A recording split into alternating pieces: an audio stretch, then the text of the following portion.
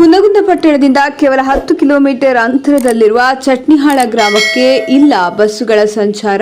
ಹುನಗುಂದ ಘಟಕದಿಂದ ಯಾವುದೇ ಬಸ್ಗಳ ಸೌಕರ್ಯ ಇಲ್ಲ. ಚಟ್ನಿಹಾಳ ಗ್ರಾಮಕ್ಕೆ ಬಸ್ ಸಂಚಾರ ಕಲ್ಪಿಸಿಕೊಡುವಂತೆ ಶಾಸಕರಿಗೆ ಮತ್ತು ಹುನಗುಂದ ಘಟಕ ವ್ಯವಸ್ಥಾಪಕರಿಗೆ ವಿದ್ಯಾರ್ಥಿಗಳು ಮತ್ತು ಗ್ರಾಮಸ್ಥರು ಸೇರಿ ಮನವಿ.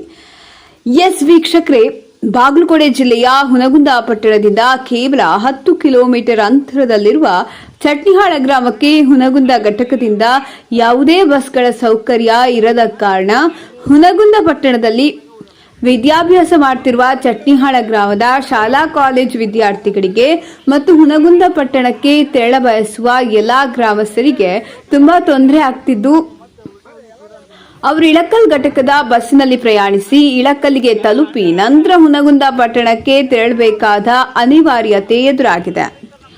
ಹುನಗುಂದ ಘಟಕದಿಂದ ಅಮರಾವತಿ ನಿಡಸನೂರ ಮಾರ್ಗವಾಗಿ ಕರಡಿ ಮತ್ತು ಕೋಡಿಹಾಳ ಗ್ರಾಮಕ್ಕೆ ತೆರಳುವ ಬಸ್ಗಳನ್ನು ನಿಡಸನೂರಿನಿಂದ ಕೇವಲ 2 ಕಿಲೋಮೀಟರ್ ಅಂತರದಲ್ಲಿರುವ ಚಟ್ನಿಹಾಳ ಗ್ರಾಮಕ್ಕೆ ವಯಾ ಮಾಡಿಕೊಂಡು ಹೋಗುವಂತೆ ಕೋರಿ ಇಂದು ಚಟ್ನಿಹಾಳ ಗ್ರಾಮಸ್ಥರು ಮತ್ತು ಕರ್ನಾಟಕ ಯುವ ರಕ್ಷಣಾ ವೇದಿಕೆಯ ಸಹಯೋಗದಲ್ಲಿ ಹುನಗುಂದ ಮತಕ್ಷೇತ್ರದ ಶಾಸಕರಿಗೆ ಮತ್ತು ಹುನಗುಂದ ಘಟಕ ವ್ಯವಸ್ಥಾಪಕರಿಗೆ ವಿದ್ಯಾರ್ಥಿಗಳು ಮತ್ತು ಗ್ರಾಮಸ್ಥರು ಸೇರಿ ಮನವಿ ಸಲ್ಲಿಸಿದರು.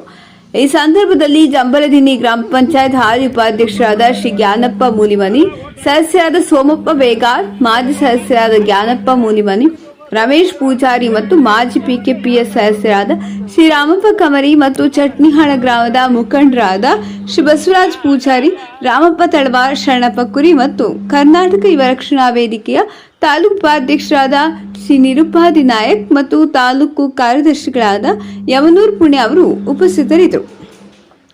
ಇನ್ನಾದರೂ ಅಧಿಕಾರಿಗಳು ಎಚ್ಚೆತ್ತುಕೊಂಡು ಹುನಗುಂದ ಘಟಕದಿಂದ ಚಟ್ನಿಹಾಳ ಗ್ರಾಮಕ್ಕೆ ಆದಷ್ಟು ಬೇಗ ಬಸ್ ಸಂಚಾರ ಒದಗಿಸಲೆಂದು ವಿದ್ಯಾರ್ಥಿಗಳ ಪರವಾಗಿ ಮತ್ತು ಚಟ್ನಿಹಾಳ ಗ್ರಾಮಸ್ಥರ ಪರವಾಗಿ ನಮ್ಮ ಸಿವಿಜಿ ಸುದ್ದಿವಾಹಿನಿಯ ಧ್ವನಿಯಾಗಿದೆ.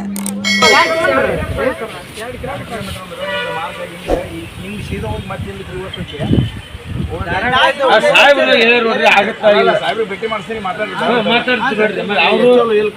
ನಿಮ್ಮೂರ ಮ್ಯಾಗ ಓಡಾಡ್ತಾವ ನಿಮ್ಮೂರ ಅಲ್ಲ ಓಟ್